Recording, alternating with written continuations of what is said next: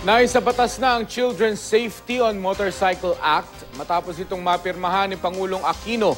Pero tila mahihirapan ang Transportation Office na ipatupad ito. Kulang na kulang daw kasi sila sa mga tauhan. Makibalita tayo kay Joy Segi. Kahit batid ang peligro ng pagsasakay ng mga paslit sa motorsiklo, marami pa rin ang gumagawa nito. Ang ilan, wala pang suot na helmet. Natatakot din siyempre. Kaya lang, wala mo magawa. Pero diyan lang kami sa kabila eh. Nakakatipid kami kasi medyo layo. Pero ngayon magtsatsaga na talaga kaming kaalang-alang sa bata rin. Ngayon, may limitasyon na sa kung sinong pwedeng sumakay sa mga motorsiklo. Base sa Republic Act 10666 o Children's Safety on Motorcycle Act na napirmahan na ni Pangulong Aquino, yung mga batang abot ang foot peg o apakan na motorsiklo lang ang pwedeng sumakay.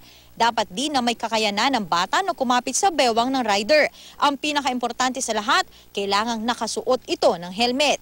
Ang sino man lalabag sa batas, pagmumultahin at papatawan ng parusa. Sa first offense, 3,000 piso ang multa, 5,000 piso naman para sa second offense at 10,000 pesos sa third offense. Kasunod nito ang automatic revocation ng lisensya. Binigyan din ng otoridad ng batas ang Land Transportation Office na taasan ng hanggang 20% ang multa kada 3 taon.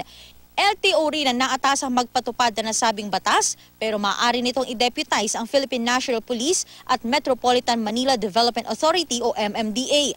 Aminado naman ang LTO na kakulangan sa traffic enforcer ang dahilan kaya malaking hamon sa kanila ang pagpapatupad ng Children's Safety on Motorcycle Act. Gayon din sa batas sa pagsusuot ng helmet. Ang pinaka-hindrance kasi dyan alam mo naman natin na may kakulangan kami talaga sa tao. So kung mas maganda kung magbibigyan tayo ng karagdagang pondo upang makapag-hire tayo ng mga dagdag na kawani, upang sa ganun makapag-poste tayo ng mas maraming tao sa mga lagdangan. Pero ayon sa grupong Motorcycle Philippines, hindi dapat sa LTO lang iasa ang panghuhuli lalo't batid namang kulang ang bilang ng enforcer nila. Mas mainam daw kung ilalagay sa implementing rules and regulation na magkaroon ng citizens arrest o pwedeng kahit sino na magsumbong sa otoridad, total madali naman daw na makuhanan ng video o litrato.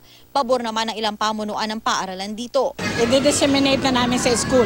May pinasa na akong memorandum. Magsusulat ng poster, ilalagay dyan sa labas para i-remind lahat ng mga susundo. Joy Segi, Nagbabalita, Pilipinas.